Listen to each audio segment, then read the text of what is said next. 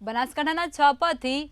Bharkawada highway પર 9 જાન્યુઆરીના રોજ રાજસ્થાન રોઝવેજની બસમાં લૂંટની ઘટના બની હતી, જેની અંદર કર્મચારીએ 21 લાખ ઉપરાંતની લૂંટને મામલે છાપી પોલીસ મથકે લૂંટનો ગુનો દાખલ કર્યો હતો। આ લૂંટનો ગુનો નોંધાયા બાદ છાપી પોલીસ અને એલસીબી પોલીસ દ્વારા આરોપીને ઝડપી લેવા માટેની તજવીજ શરૂ કરાઈ હતી અને જેમાં પોલીસ દ્વારા 4 આરોપીઓની અટકાયત પણ કરવામાં આવી છે અને તેમની પાસેથી કુલ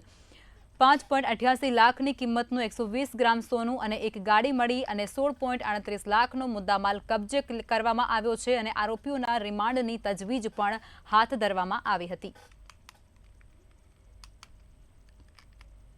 જાણકારી થતાં જ અમારા લોકલ પોલીસ સ્ટેશન એટલે કે છાપી પોલીસ સ્ટેશને તરત જ કાર્યવાહી કરી એફઆઈઆર નોંધી તમામ સીસીટીવી ફૂટેજો મેળવવા લાગ્યા હતા।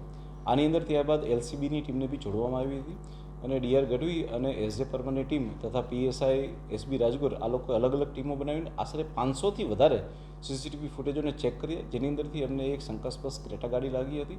આ ક્રેટા ગાડીનું વધારે ટેકનિકલી અમે અવલોકન કરતાં ખ્યાલ પડ્યું કે એની અંદર આશરે 6 જેટલા માણસો હતા કે જે લોકોએ આ લૂંટને અંજામ આપેલો હતો। અમારી ટીમે અથાગ પ્રયત્નો કરી આમાંથી 4 આરોપીઓને